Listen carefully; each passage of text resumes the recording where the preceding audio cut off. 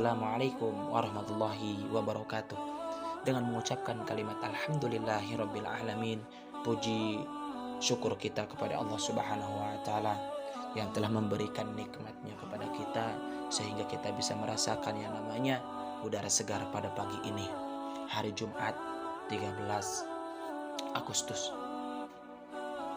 Alhamdulillah.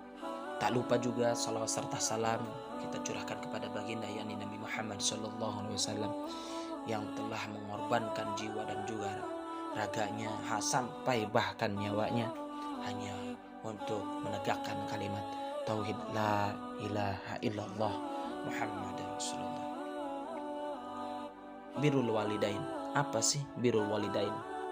Ada pertanyaan menarik yang perlu direnungkan. Mengapa tak satupun ayat dalam Al-Quran dan juga hadis yang secara khusus mewajibkan orang tua untuk berbuat baik kepada anaknya dengan istilah birrul aulad? Namun sebaliknya tak sedikit ayat Al-Quran maupun hadis yang mewajibkan anak berbuat baik kepada orang tuanya. Jika para orang tua ditanya, mengapa mereka mencintai anaknya? Mengapa mereka memberikan yang terbaik untuk anaknya? Mengapa mereka rela berkorban apa saja demi anaknya? Semua orang tua nyaris tidak bisa menjawab dengan secara tegas, kecuali mereka mengatakan karena mereka anak saya. Tidak ada alasan rasional dan juga logis mengapa para orang tua mencintai anaknya. Begitulah gambaran tentang cinta orang tua kepada anaknya. Orang tua tidak perlu diajari bagaimana mereka mencintai anaknya. Setiap orang tua dari dulu hingga sampai sekarang, bahkan yang paling primip sekalipun pasti mencintai anaknya. Tak saja manusia, bahkan makhluk yang paling rendah dari manusia sekalipun pasti mencintai anaknya. Jika cinta orang tua kepada anaknya bersifat alamiah, tidak demikian dengan cinta anak kepada orang tuanya.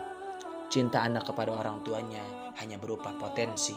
Ia berupa menjadi eksis jika disentuh dan juga dikembangkan. Namun jika dibiarkan, ia tidak akan tumbuh dan juga berdaya. Itu sebabnya Islam perlu mendorong ataupun memotivasi wa'budullaha wa la tusyriku bihi syai'a wa bil walidaini ihsana.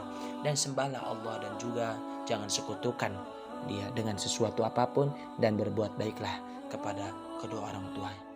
Mengapa kita harus berbuat baik kepada orang tua? Orang tua berbuat baik kepada anaknya tanpa perlu alasan apapun. Anak yang cacat sekalipun tetap dicintai oleh orang tuanya. Bahkan anak yang durhaka pun kepada orang tuanya sekalipun tetap dicintainya. Itulah sebabnya Islam tidak memberi dorongan yang berlebihan dalam hal ini, berbeda dengan kewajiban birrul walidain. Al-Quran memberikan alasan yang jelas mengapa setiap anak harus berbuat baik kepada kedua orang tuanya. Wa wassaynal insana biwalidayhi ihsana hamalathu ummuhu kurha wa wada'athu kurha wa hamluhu wa fisaluhu 30 syahra. Dan kami amanatkan kepada manusia untuk berlaku baik terhadap kedua orang tuanya. Ibunya telah mengandungnya dengan susah payah dan melahirkannya dengan susah payah, masa hamil dan penyapiannya sampai 30 bulan.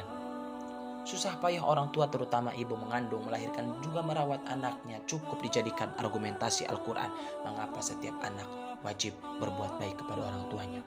Setingkat di bawah iman kepada Allah, puncak kebaikan adalah beribadah kepada Allah Subhanahu wa taala. Setingkat di bawah ibadah kepada Allah Subhanahu wa taala adalah birrul walidain.